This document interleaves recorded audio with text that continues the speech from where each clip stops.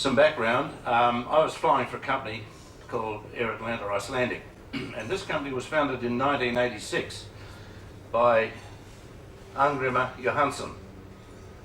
It's still going strong. On the left-hand side there, you can see Angrimur. This is before his first solo. Then as a graduate pilot with Iceland Air, and then as a skipper of a 747 and owner of an airline. The fleet now consists of Boeing 747s, all 400s now. They got rid of the old ones, 2s and 300s, A340s and A330s. Our original logo, Air Atlanta, was quite striking, the horny Viking.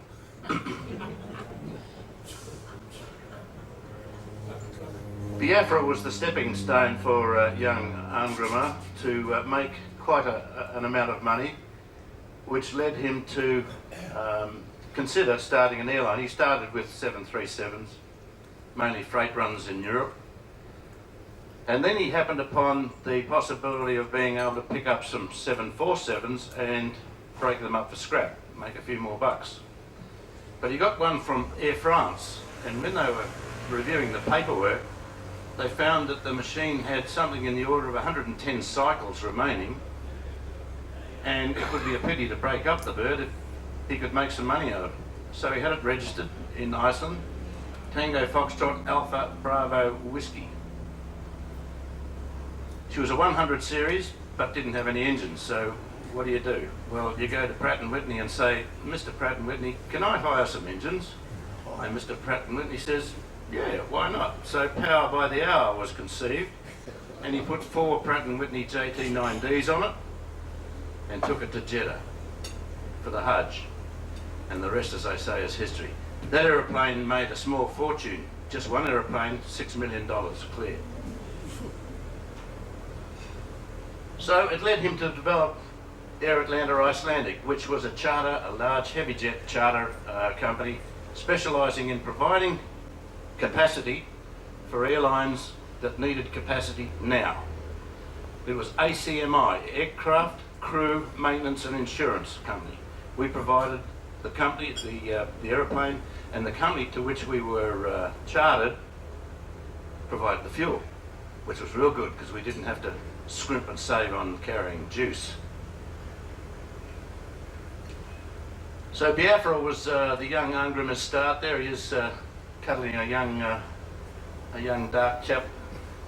And this was his first large aeroplane, an L1011. And you can see his beloved Piper Cub nestling under the right wing. This picture is taken at Keflavik in Iceland on arrival of the new aeroplane for the fleet. It was a family airline. Thora, Angrimur's wife, and he started the airline, and they were on holiday in Switzerland when they thought, well, we've got this aeroplane, what are we going to call ourselves? And Angrimur looked out the window of the hotel and he saw, the Atlanta Hostel across the road. He said, I think we'll call it Air Atlanta. Thora said, why? He said, because AA is on page 1 in the phone book. A clever boy. And Rika, his daughter, in the right-hand seat there, this is on the flight deck of an L1011, a beautiful lass. I first met Rika when she sat alongside me in an MD, DC-9, the old DC-9, an Iberian DC-9, en route from Madrid to London Gatwick, yeah. And I was deadheading on this Iberian airline. We had a contract with Iberia at the time, flying 747s to South America, the Caribbean, Havana, and down to the Azores and the Canary Islands. And that, I believe, is still ongoing. It's a long-term contract for Iberia. The Spanish Pilots Union don't mind us because they're not the routes they want. I didn't mind the South American routes at all. Havana was another trick. But then again, we made a bit of money bringing back cigars, cohibas. And we were selling these, we were buying these cohibas, 22 a box, for $25 US. And in London, at the restaurants, you could sell them for 750 quid. No, I didn't smucker. Anyway, Rika was sat beside me in this DC-9, and she had a young bloke at her feet playing with his Lego. And all of a sudden the young bloke got a bit fractious. And it's common with these Icelandic girls, they go off and have a baby. And they need for a husband or anything, just have a baby. Anyway, the young fellow got a bit fractious, so she pulled the young fellow up and unbuttoned her blouse, and oh my God, I had to avert my gaze. Here I am sitting by the boss's daughter. Oh my God.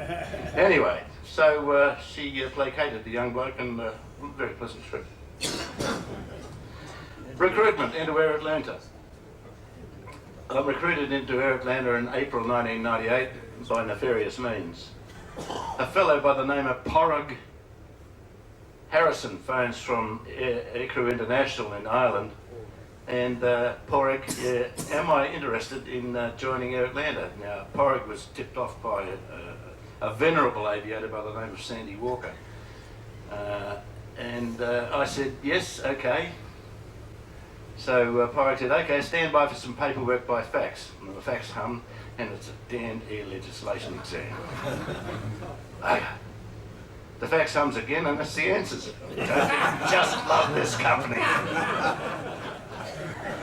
So I pass. And Porrig phones back and says, right, pick up your ticket, you're off to London Heathrow. Pick up your ticket at the airport. Why? Why was I recruited? Well, they had a shortfall of crew to fly the Hajj in '98. And what is the Hajj? The Hajj is an obligatory pilgrimage for all Muslims. If they can possibly make it, they have to. If they can make it more than once, it goes in their scorecard for heaven. Over 2 million pilgrims were gathered for the Hajj in 2014. And the Hajj falls each year on a different date.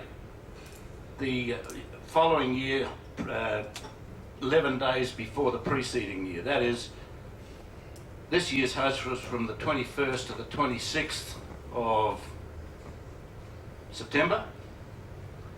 The next Hajj will be from about the 10th to the 15th of September. So it rolls forward 11 days each year following the lunar calendar which the Muslims follow.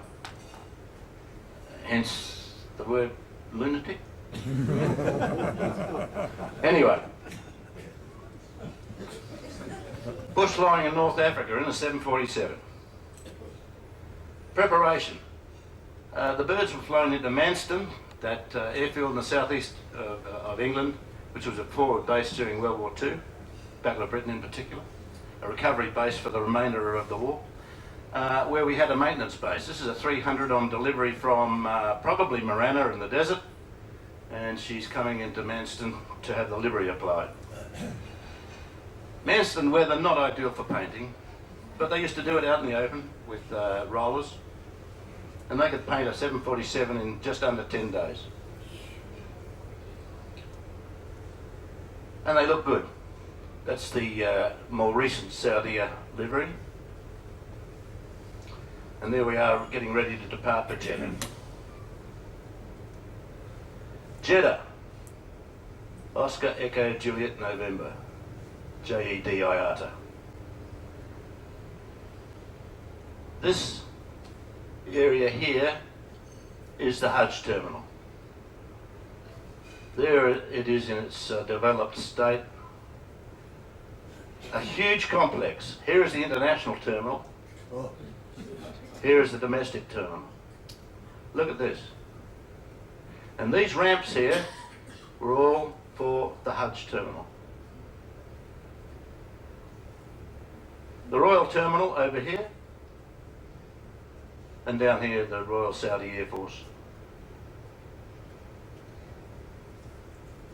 The locals, a very, very different culture. And we lived at Rose Village. Rose Village was built in the 70s, when the royal family of Saudi decided they had enough money from you guys filling your petrol tanks to start up an airline, Saudi, and also re-equip their air force. So Lockheed got in on the act and sold the Saudi Arabians the L-1011 TriStar and a fleet of Hercules military transports. And this was Rose Village, which was built by the Lockheed company to house the Lockheed staff that were sent over to introduce the new equipment. Quite an extensive village, lots of bungalows, and it was all very comfortable, walled off so that we and our vulgar customs could not be seen by the locals. The girls could wear shorts.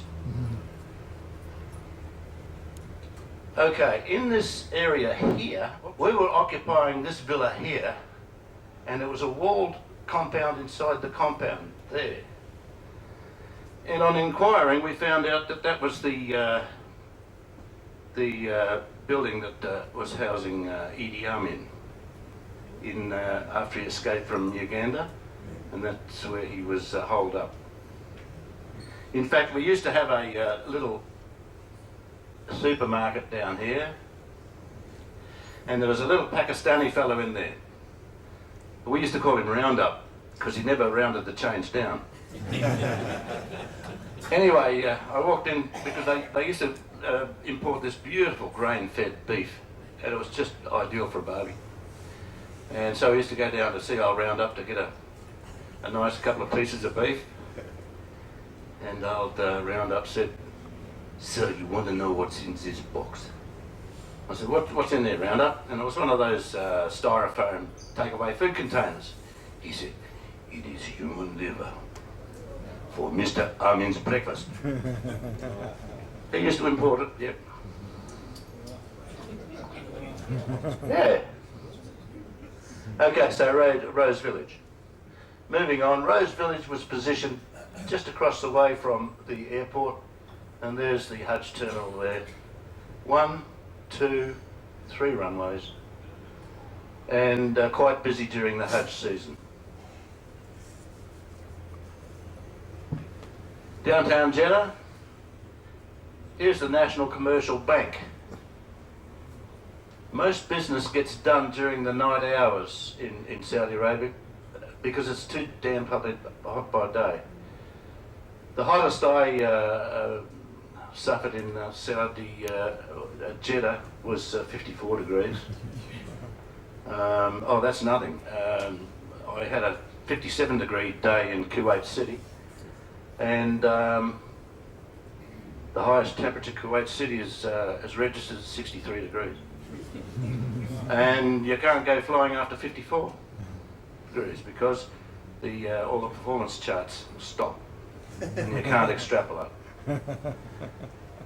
So the road to Medina out of Jeddah, there's the national flag and the national coat of arms. This building's rather interesting. Notice how they've got the no windows to let the sun shine in. All the windows are internal.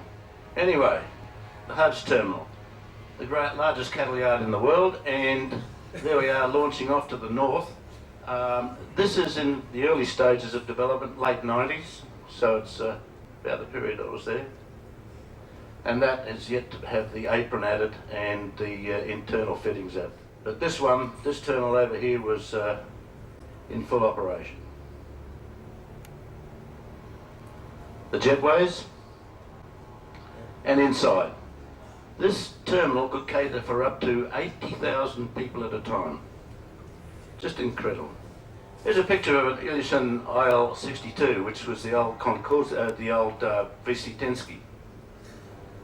The story goes that a team from Russia was visiting England, and industrial espionage stole the plans for the VC-10. But the Brits had wind of it, and they sort of altered the plans so that there was 5 feet extension behind the centre of gravity. Perfidious Albion. And that's why the IL-62 has this prop. Yeah, to keep it from sitting on its backside. They had all sorts of problems with it in service. For instance, they had to pump water backwards and forwards to keep the damn thing in trim because of the 5 extra feet in the aft fuselage. Anyway, what happens when the flight deck air conditioning pack fails and the temperature's up around 52 degrees? Well, believe it or not, I saw one of these days taxiing right with its nose up underneath a 747 that was just ahead of him. He'd nosed right up so his cockpit was in the shade of the 747 tailplane. True story. I couldn't believe it. A sunset departure. Through the night to where? Taking off to the north. It's rather a nice shot. The Hajj route. To North Africa went from Jeddah, Khartoum, across to N'Djamena in Chad, across to Niamey in Niger, across to Bamako in Chad. Jeddah, Khartoum, N'Djamena, Niamey, Niger, and Bamako in Mali. From Bamako, the route splintered into fingers out to Nouakchott, Dakar, Senegal, Conakry, Abidjan, and on the way there, often we used to have to pop into Abuja, capital of Nigeria. Okay, first port of call, Khartoum. Khartoum's had a fairly distinguished history, one of the stopping points on the old Imperial Airways route down to Central and Southern Africa. There's an Argosy 1926, grand old aeroplane, wow. Final runway 36 at Khartoum. The dust haze is ever present in some form or another, or at some degree. Runway 18, 36 again. And a history of accidents. It was a bit of a graveyard. A Russian cargo plane. A Sudan Airways F-50, sorry. A Czechoslovakian Let 410. And one of the problems to navigation in this part of the world are the dust storms. We were starting to, we'd loaded passengers and Trev Parkin was in the left-hand seat, I was in the right. And we got the doors closed, signal from the back, and Trev said, "Righto, young Wayne, start checklist, please." I said, "Trev, you better look over your left shoulder. Hold the checklist." One of these damn things was barreling in. And they travel across the desert at anything between 20 to 50 knots, depending on the severity. And they will blanket the place for about 30 minutes, a lot of buffeting, and then it's all gone away. So we sat there, being buffeted. We're fully loaded, ready to go. But as we sat there, we heard this Gulf Air 767 come over the top, over the beacon, and they were in a panic. They saw the dust storm and they wanted to land now. Khartoum was 8/8 sandstorm. Visibility about 50 metres, but they wanted to land. The ILS had been no-tanned off the air. They wanted an ILS. The ILS was still transmitting, but no identification code going out, which is the signal that, yeah, you can use it, but don't trust it. So this crew wanted to use it. Now, the downwind component for the ILS runway was 30 knots, but they wanted to use it. They wanted to get on the ground as soon as they possibly could in a sandstorm. I couldn't believe it. The screaming on the radio was unbelievable. This crew had lost all professionalism. Bearing in mind, this was just after Gulf Air had lost an A320 going into Bahrain, where one of their new captains lost it and crashed the damn thing. Lost situational awareness, spatial orientation, and just crashed it.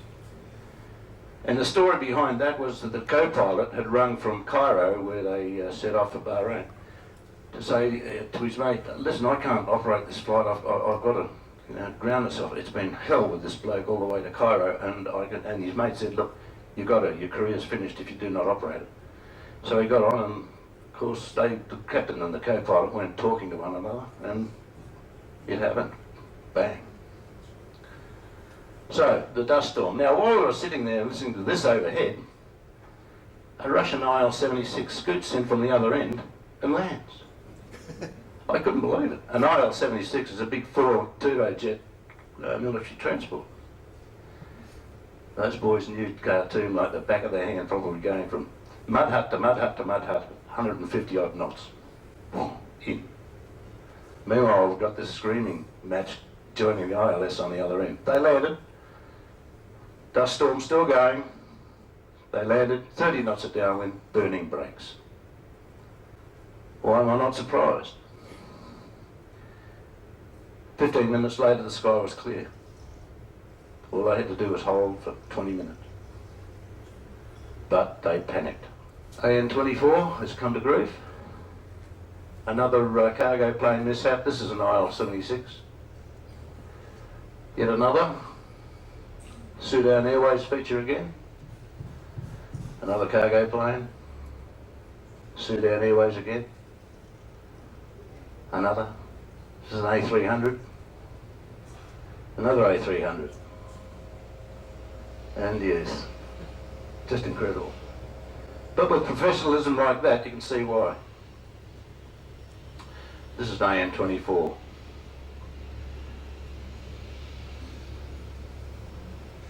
Next, N'Djamena in Chad. Turning final for Foxtrot, Tango, Tango Juliet, November, Delta Juliet, IATA code. And coffee was on tap. That was the water in the bathroom. Needed lots of sugar. And safety problems too. If you look very carefully, you'll see that the number 2 engine in this bird is feathered. He's got the other 3, but why he's come to grief, who knows. Now, probably because, as you can see, it's pretty marshy and boggy after a fairly solid downpour, and you get thunderstorms in this area. But thunderstorms only last for about 30, 40 minutes. If you've got the fuel, hold off and come in when it's clear. It's mirage country. A lot of French Air Force activity here. Chad was being heavily pressed by Libya. Gaddafi at that time was forcing his expansionist plans on Chad, and of course Chad is a French possession.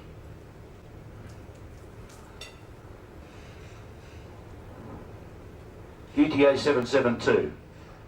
A tragic accident occurred to a DC-10 belonging to Union de Transport des Aériens. Sorry about the French accent. It occurred on the 19th of the 9th, 1989, and the flight originated at Brazzaville in Congo, via N'Djamena for Charles de Gaulle. In the cruise at 35,000 feet, a bomb detonated and resulted in 170 casualties. The bomb was loaded in Brazzaville with a timer so that it would explode out over the Niger. The bomb was located in the freight station or container station 13 right. So there's been a lot of strife in this area for a long, long time. UTA 772, the remains thereof.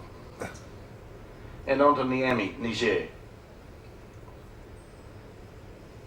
A little high on, wouldn't you think, Hoskins?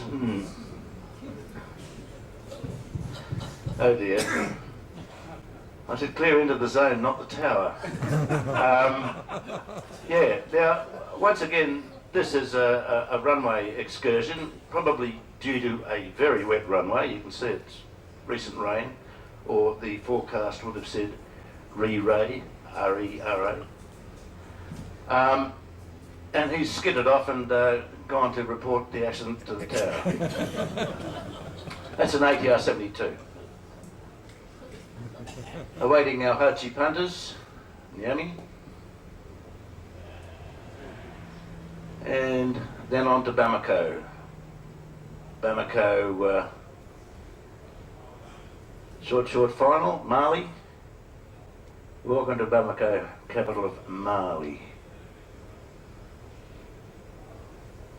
A serious and ongoing war against the Islamic militants was then and is still ongoing.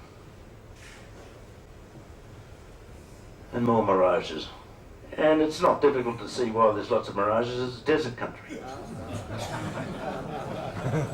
Oh dear, good afternoon ladies and gentlemen. We have landed at Bamako, but I'm afraid you'll have to walk to the terminal. And that accident probably resulted in the rather healthy extension to the runway we see here. That's a whopping big extension, isn't it? From about a 7,000 foot strip to about 11,000 feet. The end of the line? No, spur lines to come. From Bamako, one of our holding points or positioning points was Abidjan on the Ivory Coast. Now the Ivory Coast sounds wonderful, doesn't it? Sounds romantic, but oh, what a hole. Abidjan, single runway. And the capital of the Ivory Coast is a place called Yamoussoukro, which is way up in the hinterland.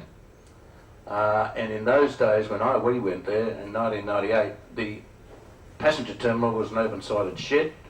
The radio shack was below the tower, which is on stilts. Nothing like what you see there. That's their new terminal there. Getting into Yamoussoukro was interesting. You read the NOTAMs and get all flight planned and get all ready for it, and away you go. Anyway, it was about 7 o'clock in the evening. We left Abidjan, which is down to the southeast, and we whistled up to join the 15 nautical mile arc at Yamoussoukro for an ILS. The cloud base was around about 1,200 feet. So on the arc, arcing around here, and it was my leg, so I called for the skipper to dial up the ILS, and he dialed up the ILS, and we were met with off flags. No ILS. So we had to revert back to the VORDME in a heavy jet at night going into Yamoussoukro. When we broke through the cloud, half the runway lights were missing. There's no high intensity approach lighting. You've got no visual approach aid whatsoever, except knowing the distance and the height you should be. So we plonked on the ground and taxied into the terminal at Yamoussoukro. We stopped there. Where's the fuel? Ah, fuel. You've got to go to this apron here. So start up numbers 2 and 3, taxi to the fueling apron, and start fueling. That's all going very well, and then the little dark tin one comes up. Sir. Yes, what is it? We ran out of fuel. You've what? We've run out of fuel. Flight inch, how much have we got on board? Oh, we need another 30 tonne. 30 tonne, cool. Okay. Well, what are we going to do? The captain said, oh, I don't want to get stuck here. So he said, have a look at the charts, will you, see if you can replan us. Now, the Hajj route had to be joined at Bamako, which is out to the northwest, to transit across all the trunk routes that Brian sabotaged me on, across all the trunk routes north-south to Europe. And that was the rule, that was the law. It was known as the Hajj route, and you had to join at Bamako. Well, we had 30 tonnes of fuel short. We couldn't do that. So I had a look at the charts, and by taking a leap out of Yamoussoukro to the northeast instead of the northwest, we cut off exactly 32 tonnes of fuel. And we're just going to make Jeddah with our reserves intact.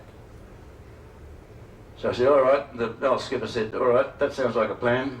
Throw in a flight plan. So I threw in a flight plan thinking this is going to bounce. They never picked it up. Flight plan was approved. And when we got time to go, we went. Now, getting time to go. Right.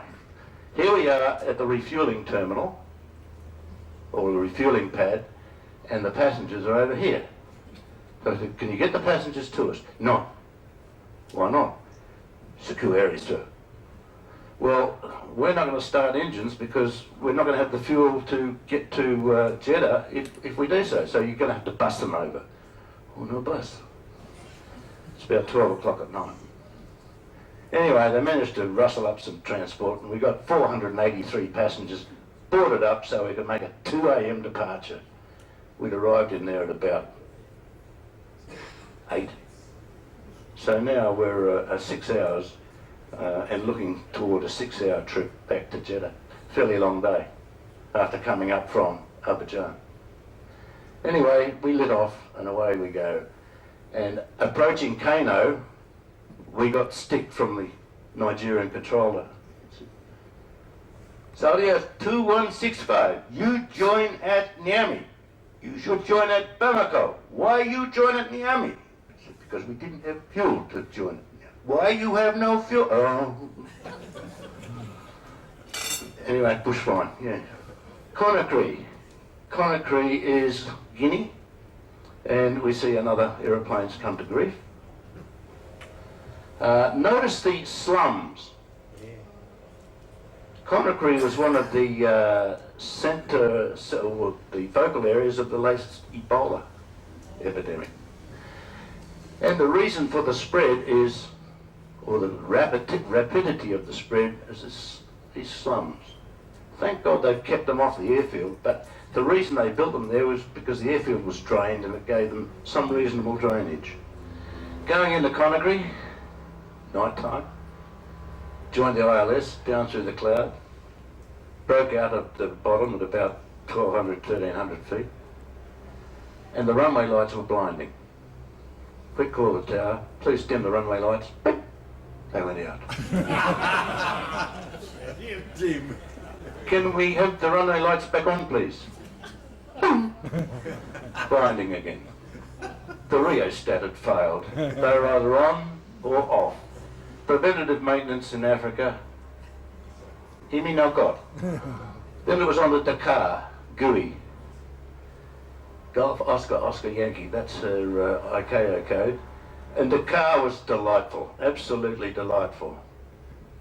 We stayed in this little pub here, and a very, very nice hotel, a big French tourist area. Short finals into GUI, Dakar, little fishing village down from the pub, and the Dakar, the capital of Senegal, delightful. You couldn't believe it was Africa.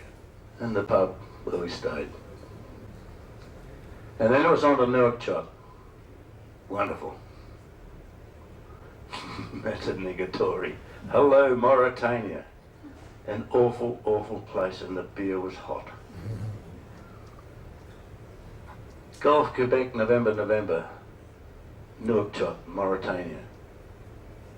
The two birds there waiting to load. And downtown Nouakchott. Now, this is typical of that area in Africa where there's just rubbish lying in the streets, goats sorting through it all, people walking amongst them. Little wonder Ebola took hold and just spread so rapidly. A lot of civic pride, eh? Our hotel. Oh dear, oh dear, oh dear. It was awful. Departure, Nouakchott. 2 aeroplanes, no taxiway, one after the other.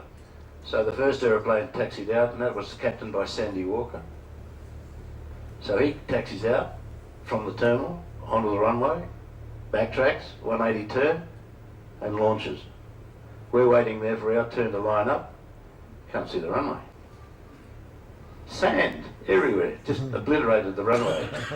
So we had to ask the tower to turn on the lights so that we could pick our way onto the runway. And off we went in a cloud of dust. Via Abuja, Delta November Alpha Alpha, which is the capital of Nigeria.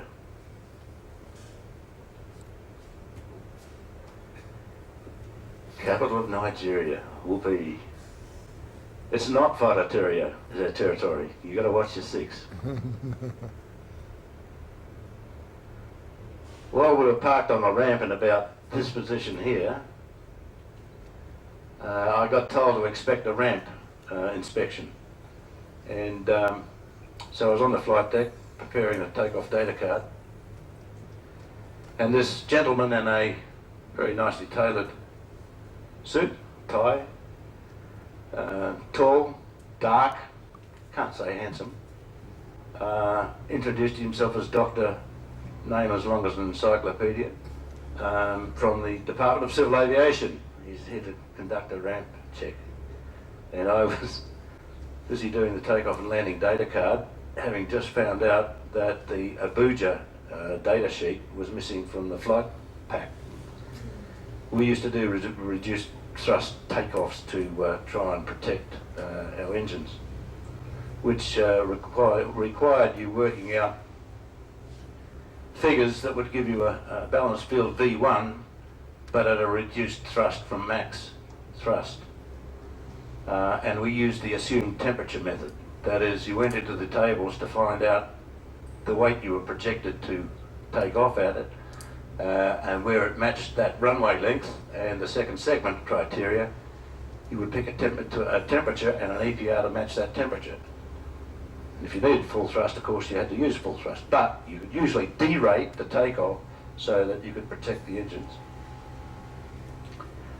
We didn't have the data sheet, so now it was out with all the manuals, and anybody who's done heavy jet performance will know what I mean, with lines and curves, and one leads to another and another and another, and you end up chasing your own tail until finally you get a takeoff figure. So I was trying to make a good show of impressing this chap, and I needn't worry because he didn't know what he was looking at. Dr. such and such from the Department of Civil Aviation, Nigeria. Yeah, anyway. So the figures worked and out we went. The best view of Abuja, lined up for departure. So long, Africa and Nigeria. And back to OEJN, Jeddah. And back along the Hajj route, which was east-west via Khartoum into Jeddah. Now all the trunk routes were coming up from the south, mid and southern Africa, all through to Europe, and they were incredibly busy. And here we were crossing them. So we had in-flight broadcast procedures on 126.9. Now what does that mean? We had to work two VHF sets, one on 1269 and the other on the frequency for the FIR we were operating in to give position reports. But we had to give all stations reports because the air traffic control in Africa was a bit below par. And you had to make these calls throughout the night as you were coming up to crossing airways. And a typical call was all stations Saudi at 2615, Upper Whiskey, Upper White 371, flight level 340. Khartoum 36, flight level 340. N'Djamena 2247, crossing Blue 304, flight level 340, 2107. Crossing Red 297, flight level 340, 2132. Saudi at 2615, westbound Upper White 371, flight level 340. And you used to have to give those as you were, every half hour at least, as you were approaching the crossing routes. Well, I'd just given this wonderful call, word perfect, and back out of the ether comes, "Well, chap, would you listen out before you transmit in future?" And I didn't respond, because obviously he was a member, a fully paid up member of the Flat Earth Society. The aeroplane I had obviously trodden on was over my radio horizon, so I couldn't hear him. He was probably out in West Africa here. Well, I'll get out here. I'm just here, and our British friend is here. So he's not beyond his radio horizon and not beyond my radio horizon. He copped it. There was nothing you could do about it. Sorry, old chap. Anyway, that was the IFBP, and we had to run that procedure all night long. Most of our trips were night, and so were most of the trips from Europe down south and back. And what did we do? We had 4 aircraft in '98 involved in the Hajj: Bravo India, Bravo Oscar, Bravo Romeo and Bravo Yankee. Sectors flown were 1,237. Load factor 98.734. Now that's not bad, is it? Configuration economy 483. 483 packs. Packs carried 294,953. Hours 6,951. Sector reports nil. Late departures lots. Packs complaints none. TFABO, here she is. She, poor old Alpha Bravo Oscar, the white-nosed jumbo. She'd had a lightning strike at some time and they replaced the radome but didn't complete the paint scheme. That's Saudia's original livery. She was flown to Manston to be broken up on the 10th of the 9th, '98. Here she is, no engines, waiting for the knacker's axe. Farewell, old girl, you done good. Now, a little bit of history on ABO. She was a bit of a waif. She was ordered by Braniff International back in '69. She was completed and ready for Braniff in 1971. In fact, the 25th of March 1971 was sent straight to storage. Braniff had collapsed. Ward Air Canada had picked her up, re-registered her Charlie Foxtrot Delta Juliet Charlie on the 23rd of the 4th, '73. She passed from Ward Air to Nation Air, which was a charter company. Ward Air was a first-line airline. On the 15th of the 12th, '89. So she did 16 years with Ward Air. Nation Air collapsed in 1973 after a tragic accident at Jeddah involving a Super DC-862, where 247 people plus 14 crew were killed. What had happened, this fellow had taken off with a tyre underinflated. The tyre had blown during the takeoff roll. The rim had contacted the runway, magnesium. He wrapped up a burning wheel into the wheel well and the wing burned off. He crashed just short of landing at Jeddah on his way back in. So Nation Air collapsed. Connie Kalitta then came on the scene and bought the aeroplane for conversion to a freighter. But she was never converted. She remained up in PAX configuration, and Air Atlanta bought her in the 1st of March 1994. So really she was a fairly young aeroplane. Why did it have to be scrapped? The Muslims have this requirement to be clean and all looking alike so that they can all present as one before their God on arrival at Mecca. So they carry out what's called ikram, which means they go into the toilet and they wash themselves and then they clothe themselves in 2 robes, one as a sarong and the other a sash around the shoulder and tucked into the sarong, so that they will all look equal before God. Well, that splashing and water and stuff used to put a lot of liquid down in the belly beneath the toilet areas, 1, 2 and 3. And this old girl was rotten with corrosion in those areas. So that was it. Farewell, old girl, you done good. Fini.